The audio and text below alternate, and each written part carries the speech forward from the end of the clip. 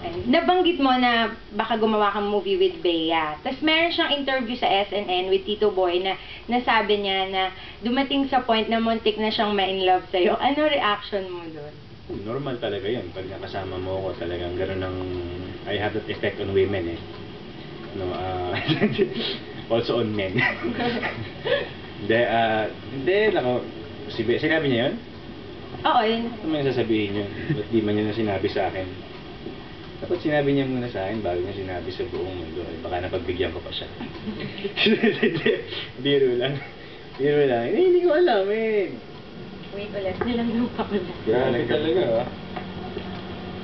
Ayun, well... Ano, hindi ko alam. Yun. Thank you. Thank you.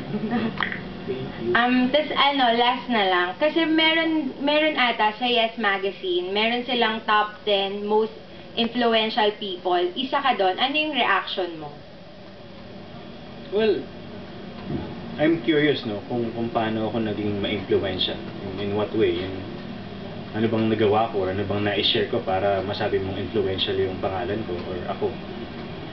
Well, it would be nice to find out kung sa mga nagsabi o sa mga bumoto, paano ba naging influential ang isang katulad ko. Well, honestly, yun ang gusto kong malaman. Nararamdaman ba sa sarili mo na you are influential or... No, not at all.